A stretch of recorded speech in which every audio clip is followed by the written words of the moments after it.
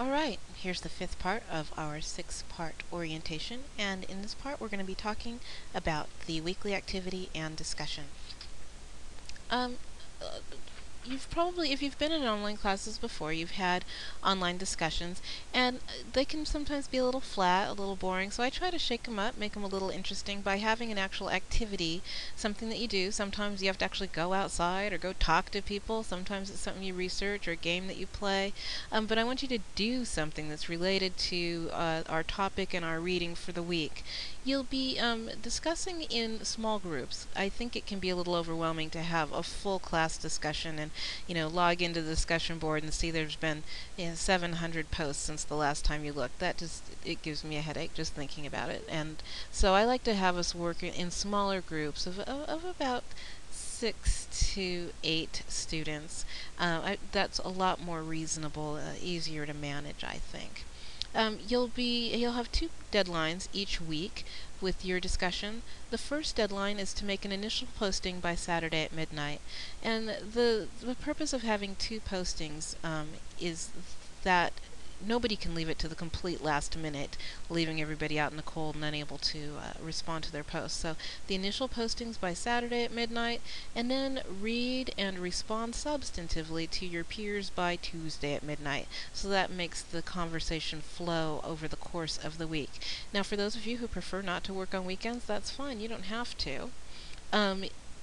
You've got until Saturday at midnight and until Tuesday at midnight. You don't have to actually do it on Saturday and Tuesday. In fact, I'd prefer you didn't.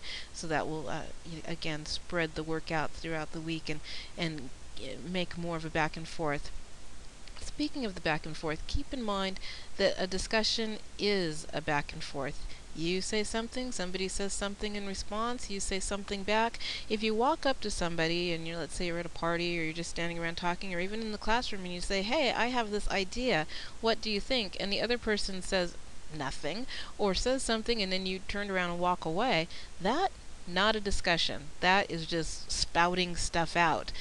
So make sure that there's a back and forth, and I'll be looking for that back and forth, that engagement, as I read through the work and try to see the thread. And again, well, not again. I won't be actually participating in the discussions. I read them, and unless something dramatic happens, I generally don't participate. I like to leave it to you.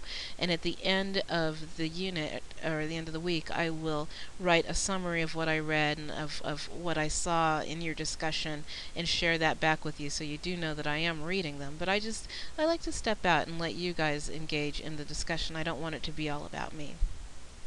So you can earn bonus points. This is one of the 2 areas in the class where you can earn bonus points. And if you do it steadily throughout the quarter, it really can make a significant difference in your grade. You can earn up to 5 bonus points a week by engaging in discussion above and beyond what is required. So you have to make at least 3 responses. If you make more than 3 responses, for every additional response up to 8, you can get additional points. So something to keep in mind.